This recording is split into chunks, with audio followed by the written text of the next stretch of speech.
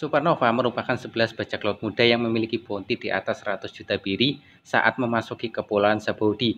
Para supernova ini telah berhasil melewati lautan Greenland dan sampai di Kepulauan Sabaudi, mempersiapkan kapal untuk menuju ke dunia baru melalui Pulau Manusia Ikan.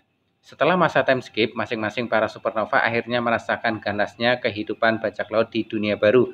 Ada yang bertahan dengan melawan salah satu Yonko ataupun kalah dan menjadi anak buah salah satu Yonko. Bagaimanakah nasib para supernova di dunia baru per chapter 1064? Pertama yang kita bahas adalah Monkey D. Luffy. Setelah berhasil menumbangkan Kaido, saat ini Luffy dan krunya berada di Pulau Egghead, pulau di mana Vegapunk bekerja menciptakan berbagai macam teknologi, baik untuk kehidupan sehari-hari maupun senjata.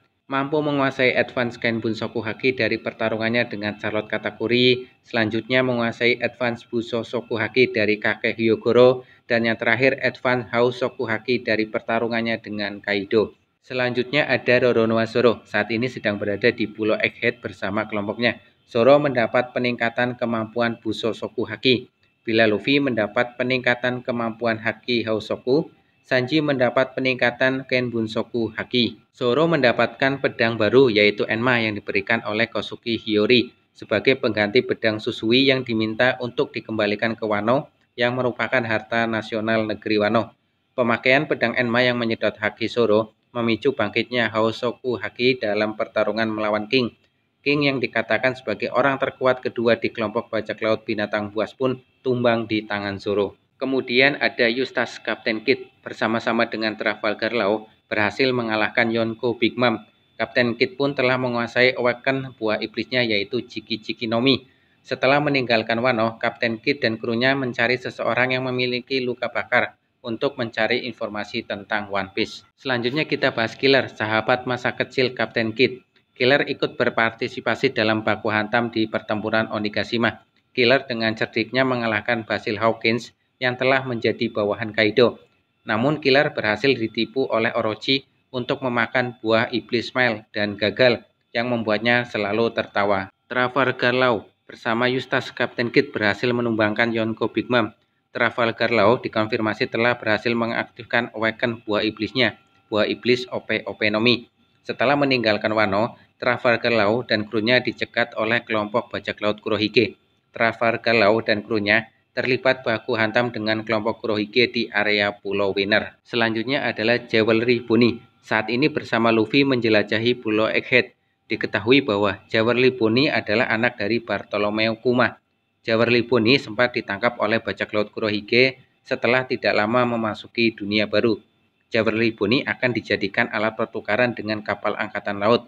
Namun gagal karena angkatan laut datang bersama Admiral Akainu. Entah bagaimana caranya Bonnie berhasil kabur dari angkatan laut. Jewelry Bonnie muncul di Maria Joa menyamar sebagai mantan ratu kerajaan Sorbet. Mari kita lanjutkan pembahasannya ke Capone Geng Beji. Setelah memasuki dunia baru, Beji bergabung dan menjadi anak buah Big Mom. Beji dan Luffy berhasil mengacaukan pesta teh bajak laut Big Mom. Beji terakhir terlihat dalam cover story One Piece. Dia dan kelompoknya berada di Dressrosa. Di sini, Charlotte Chiffon akhirnya bisa bertemu dengan saudari kembarnya, Charlotte Lola, dan kembali bertemu dengan ayah kandungnya yang bernama Pond. Oke, kita selanjutnya akan membahas tentang Basil Hawkins. Di dunia baru, Basil Hawkins beraliansi dengan Kapten Kid dan Scratchman Apu. Namun saat itu, Apu diketahui sudah menjadi anak buah atau bawahan Kaido, sehingga Apu yang membocorkan lokasi markas aliansi mereka. Hawkins memilih menjadi anak buah Kaido, karena hasil ramalannya dia tidak memiliki kesempatan hidup bila bertarung atau menantang Kaido. Nasib Hawkins belum diketahui setelah perang di Onigashima Usai. Yang terakhir terlihat dia bersama Diestrek dalam satu ruangan ataupun satu kastil. Hawkins kemudian tergeletak pingsan dan belum diketahui nasibnya. Dalam bajak laut Kaido, Hawkins menjadi salah satu headliner yang memiliki hak istimewa daripada pasukan lain seperti Gifter, Waiters, dan Pleasure. Selanjutnya kita akan membahas mengenai Uroji. Memang masih minim data dan informasi mengenai Uroji. Dia terakhir terlihat di Pulau Langit dalam masa penyembuhan. Badannya masih dipenuhi dengan perban. Uroji dikatakan mampu mengalahkan salah satu mantan komandan manis bajak laut Big Mom. Kemungkinan yang dikalahkan adalah Charlotte Snack. Selanjutnya kita membahas Scratchman Apu atau Siraungan Laut. Apu sempat membuat aliansi dengan bajak laut Kapten Kid dan Basil Hawkins. untuk menjatuhkan salah satu Yonko. Target aliansi mereka adalah Yonko Akagami no Shanks.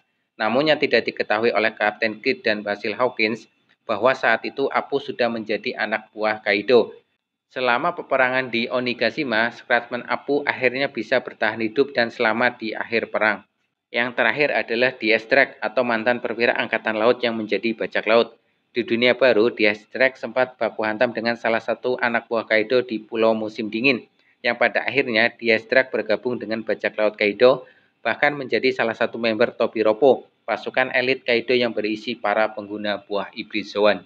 Fakta terungkap bahwa Diestrek adalah kapten organisasi SWORD, organisasi rahasia milik Markas Pusat Angkatan Laut. Identitasnya sebagai anggota Angkatan Laut hampir terbongkar oleh Queen, namun berhasil menyelamatkan diri. Setelah usainya pertempuran di Onigashima, belum diketahui nasib Diestrek. Terakhir dia bersama Basil Hawkins berada dalam kastil Onigashima dan dalam keadaan tubuh penuh luka akibat pertempuran di Onigashima.